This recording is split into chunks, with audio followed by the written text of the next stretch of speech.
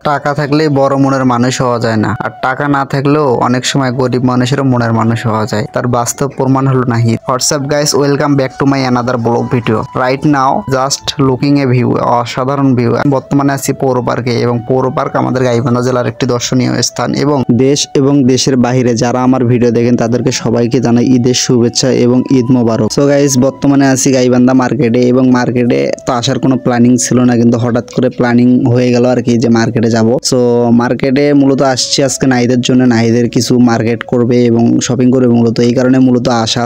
জুতা নেওয়ার জন্য প্রথমেই ঢুকে গেলাম শু প্লেজার। এখানে ঢুকে যে নতুন নতুন কালেকশন আমাদের চোখে বললো, এক কথায় অসাধারণ। আসলে নতুন নতুন কালেকশন আসলে এখানে পাওয়া যাচ্ছে। সো একটা জুতার পছন্দ হচ্ছে, ব্যক্তিগতভাবে দেখলাম যে একটা জুতার পছন্দ হচ্ছে, কিন্তু জুতার প্রাইসটা দেখলাম প্রায় 2700 টাকা। তার ফাঁকে আমার বন্ধু অভিন, সে আবার হচ্ছে বিকাশের মার্কেটিং করতেছে, কারণ সে নতুন একটা জবে ঢুকছে বিকাশ কোম্পানিতে।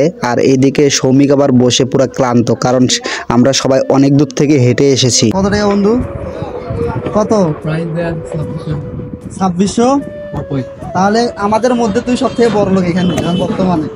সাগর, আতিক, অভিন, সৌমিক ও আমি শুধু তাকিয়ে আছি আজকে নাহিদের দিকে, কারণ নাহিদ আজকে আমাদের মধ্যে নায়ক, কারণ সে 2700 টাকার জুতা নিচ্ছে। আসলে এখান থেকে বেরিয়ে চোখে পড়লো সেই ঝালমুড়ি মাখা। আসলে এই মাখাটা গাইবান্ধার মধ্যে খুবই সুপরিচিত।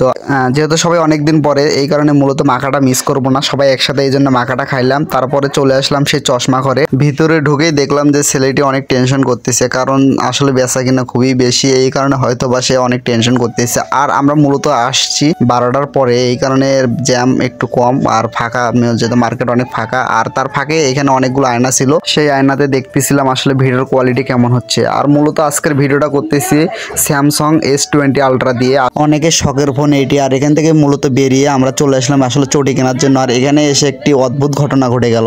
ঘটনাটি নাইদের সাথেই ঘটলো, কারণ সে চটি এক জোড়া পছন্দ করছে, এবং তার পিছন থেকে এক ভিক্ষুক এসে তাকে বললো যে বাবা আমাকে এক জোড়া স্যান্ডেল কিনে দাও। পরে সে আসলে স্যান্ডেল কিনে দিল, অনেক আর কি মানবিকতার সাথে সে এক জোড়া স্যান্ডেল কিনে দিল। আসলে খুবই ভালো লাগলো বিষয়টা আমার কাছে। সো ভিউয়ার্স, আজকের ভিডিওটা এই পর্যন্তই। সবাই ভালো থাকবেন, সুস্থ থাকবেন। আসসালামু আলাইকুম।